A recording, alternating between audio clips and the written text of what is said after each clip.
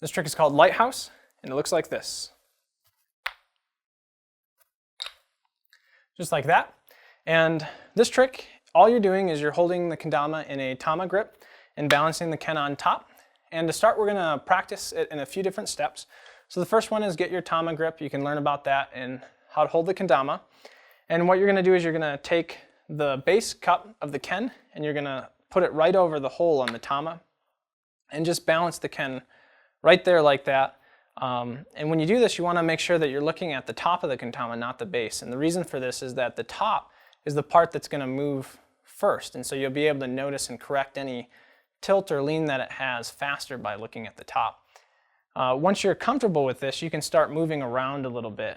Maybe taking steps forward, backwards, getting comfortable, again, just with the balancing.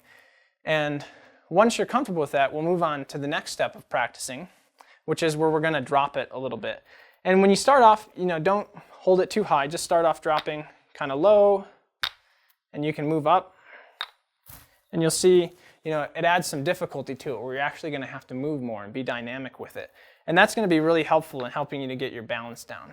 Once you feel comfortable with that, you can move on to the next step where you're actually going to pull the ken up and land it in the lighthouse. And to do this, you want to hang the ken down with the big cup facing away from you. Steady the string, and you're going to use your knees to pull up. And you really want to make sure that you're not moving your hand in any direction, because if you move your hand or try to pull, you'll see the ken just goes out of control, and you want to make sure that you get it straight. So if you're not getting it straight, make sure you're paying attention to keeping your hand still and using your knees to lift. You should see that will lift it right up, nice and straight. And then you can get it balanced, and that's the next part of the trick.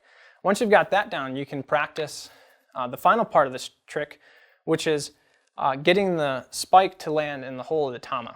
And to do this, what you're going to do is you're going to bend down and throw the ken into the air, and you're going to give a slight forward motion with the tama, and that will cause the ken to rotate 180 degrees, landing right in the spike. And when you do this, you only really need a slight motion forward. You'll notice that just the slightest movement will cause the ken to turn, and you'll be able to do that trick. You'll also notice that you need to really bend your knees to be able to land and hit the trick. But that's the whole trick, and that is Lighthouse.